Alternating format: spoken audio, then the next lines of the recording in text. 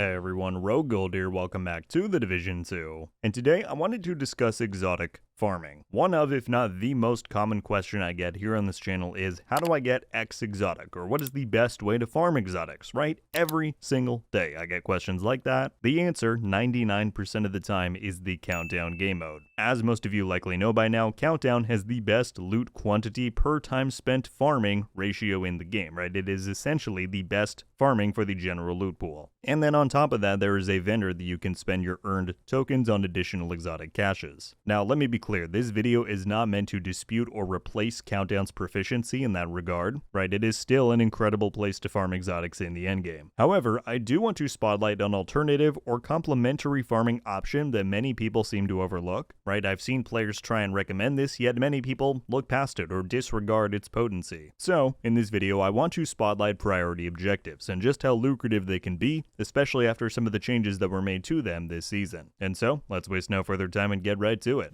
Alright, now to begin, I just want to do a live demonstration of how quickly you can begin churning out exotics from this system. Afterwards, we'll come back and have a bit more of a discussion. Alright, so the first important question, if you're somebody who is not familiar with this system, is how do I access priority objectives? Quite simple, all you need to do is go here to your season menu, and if you tab over to priority objectives at the top, this is the menu right here. Fundamentally, this system is meant to aid your season pass progression and your overall season progression, right? While you still have levels in the season pass, every single priority objective will also reward you with season pass XP, but the supplementary part to that and what we want to focus on in this video is how the rewards, which you can see at the bottom for each of these selections, has, as you can see on this one, an exotic item. So what I went in and did prior to recording this video is I went in and abandoned my previous objective, right? I just wanted to come in with a clean slate and see how many of these we could get in a short amount of time. And so you have to choose between 3 selections of which ones you want to do. It tells you how long they're expected to take. This one is a short duration, and you can see the reward is an exotic item. So I'm going to decrypt this one,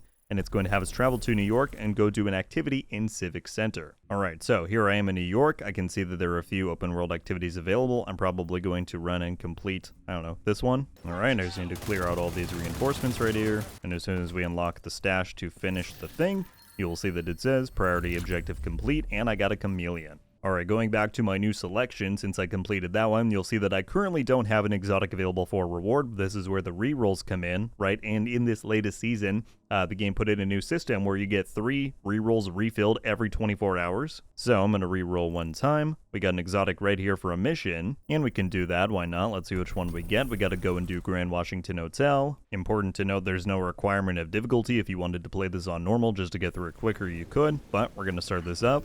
Alright, we just got to clear up the boss here. Got to take out the door and the last 2 that are in here. Alright, that's mission complete. Let's see what exotic we get from that. We got a Catharsis. Good stuff.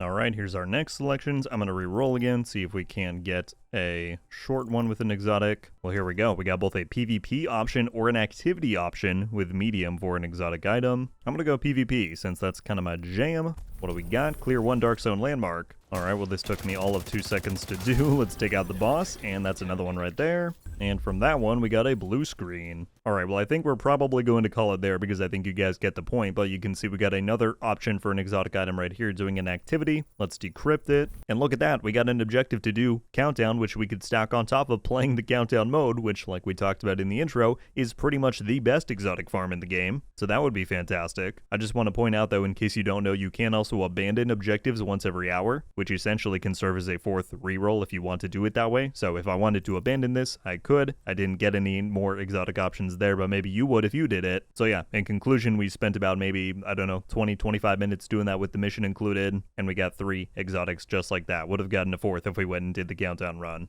Alright folks, well as you saw, you can earn a lot of exotics from priority objectives in not a lot of an amount of time. And part of the beauty to the system is that you get a lot more diversity and variety in your gameplay instead of just farming Countdown over and over and over. I do want to clarify that the pool of exotics that you can potentially get from priority objectives is the exact same one as Countdown, right? They're both pulling from the general loot pool. So you're not able to pull project or raid and legendary exclusive items from here, nor are you able to take advantage of the targeted loot feature that Countdown offers. However, despite that, priority objectives are still a really solid option for farming better rolls on your exotics or for just getting exotic components for expertise upgrades. And the best part is, in my opinion, you can layer priority objectives on top of whatever else you're playing, right? Whether it be Countdown, whether it be your weekly weekly scout content, whatever else you may want to play in the Division 2. So I very much hope that this video helped spotlight this system within the game and point a few people towards its relevance and potential if you hadn't checked it out much before now. My friends, that I believe is just about all I have for this video. As I said, very much hope it helped you out. If you watch through this and feel as though you have any additional information or tips on the priority objective system specifically, or the concept of exotic farming overall, please feel free to share your own knowledge down in the comments below. Additionally, if you have any questions about what we covered in the video after watching through, please feel free to leave those as well. I will do my very best to respond. With all that said and done, if you did enjoy the video and you want to see more like it on the Division 2 in the future, whether it be guides, news, breakdowns, everything, then I hope you will consider clicking that subscribe button if you've not already. We'd love to have you around. That is going to do it for me today, folks. Thank you all so much for watching. I'll see you in the next one. RogueGold. Ow.